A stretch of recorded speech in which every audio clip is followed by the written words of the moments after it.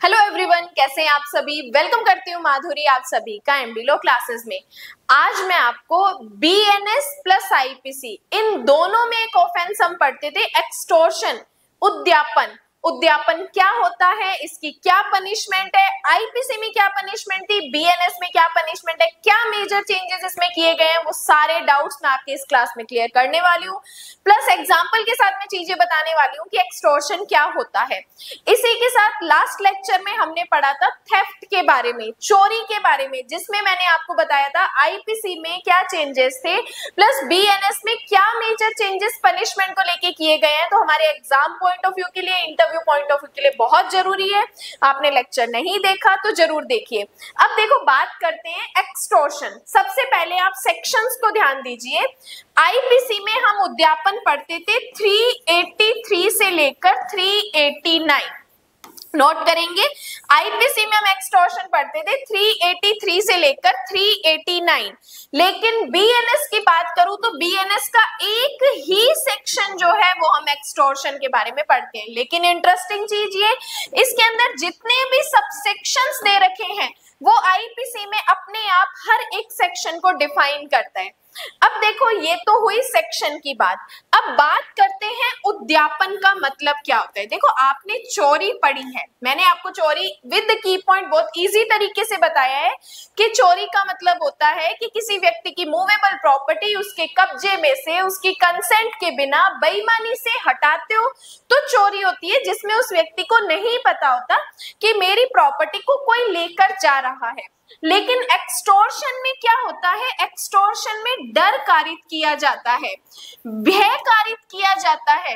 डर या भय कारित किया जाता है कि कोई उसकी मूवेबल प्रॉपर्टी क्या कर दे, उसको दे दे, मूवेबल प्रॉपर्टी क्या कर दे, उसको दे दे, या फिर वैल्यूएबल सिक्योरिटी क्या कर दे, उसको दे दे, या फिर किसी प्रकार के हस्ताक्षर वैल्यूएबल सिक्योरिटी पे कर दे। जब ऐसा कोई डर दिखाकर आप कोई प्रॉपर्टी परिदत्त करने के लिए कहते हो, आप वैल्यूएबल सिक्योरिटी परिदत्त करने के लिए कहते हो, आप सिग्नेचर करने के लिए कहते हो, और ऐसा डर जो दिखाते हो वो फ्यूचर का डर दिखाते हो कि अगर तूने मुझे पैसा नहीं दिया तो मैं तेरे अगेंस्ट डेफामेशन करूंगा, अगर तूने मुझे पैसा नहीं दिया तो मैं तेरे बच्चे का सदोष अवरोध कर लूंगा, अगर तूने मुझे कागज नहीं दिए तो मैं तेरे खेत को खराब कर दूंगा। इस तरीके का जो डर है वो फ्यूचर में किसी नुकसान को प्रेजेंट कर रहा है।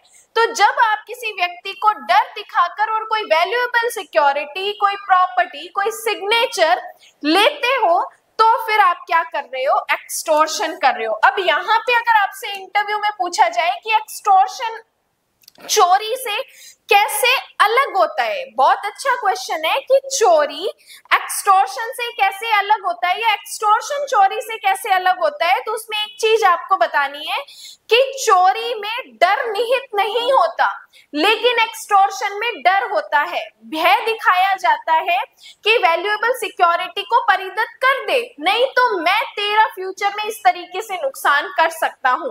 जैसे मैंने एग्जांपल बताया कि एक्स नाम का व्यक्ति वाई नाम के व्यक्ति को कहता है कि तेरे पास जो थैला है पैसे का वो मुझे दे दे, अगर नहीं दिया तो मैं तेरी मान हानि करूंगा।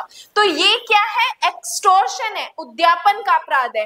नेक्स्ट, एक्स नाम के व्यक्ति ने वाई नाम के व्यक्ति को कहा कि तेरे पास ये जो डॉक्यूमेंट है वो मुझे दे दे, अगर तूने नहीं दिया तो मैं तेरा खेत को खराब कर दूंगा, एक्सटॉर्शन है।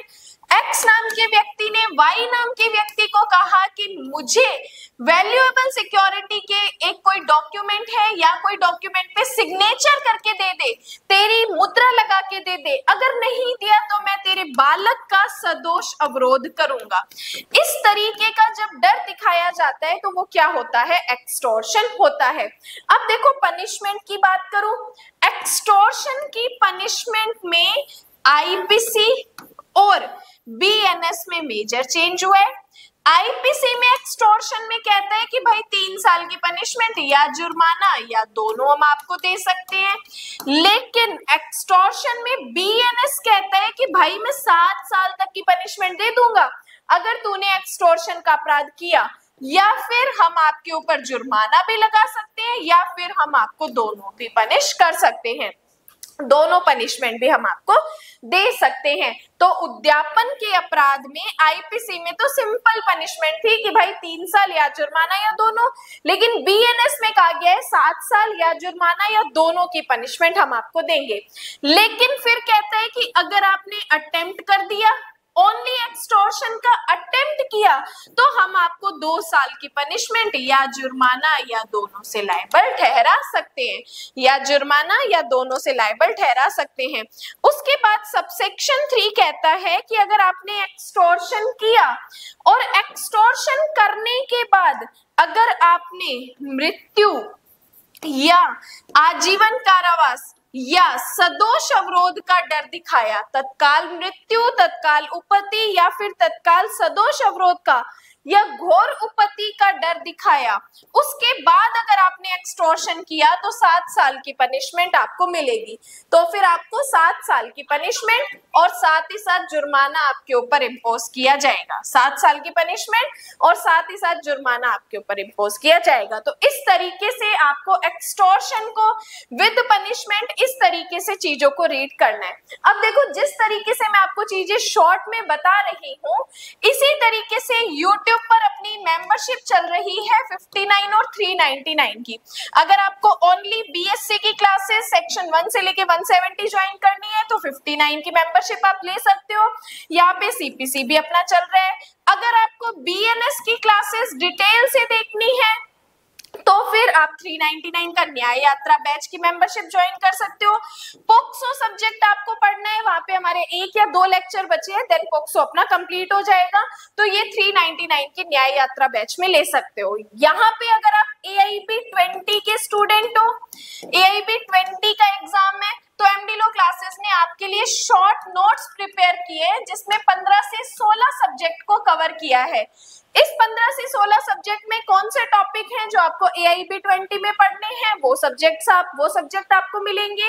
प्लस इन्हीं 15 से 16 सब्जेक्ट का वन लाइनर आपको क्वेश्चंस मिल जाएंगे, प्लस बोनस में बीएनएस के शॉर्ट नोट्स और वन लाइनर क्वेश्चन यहाँ पे मिलेंगे। तो केवल ये सब आपको 99 रुपीज में मिल रहा है, notes, one liner question plus BNS के वन लाइनर क्वेश्चन और इम्पोर्टेंट टॉपिक। तो ये सब आप 99 रुपीज की मेंबरशिप जो है, डिस्क्रिप्शन में नंबर मिल रहा होगा, इससे कांटेक्ट करके आप क्लासेस ले सकते हैं। बाकी क्लास हेल्पफुल लगी है, चीजें समझ आई है तो साथ के साथ क्लास को लाइक कर दो और अपने फ्रेंड्स के साथ शेयर कर दो। बाकी आज के लिए धन्यवाद एंड जय हिंद।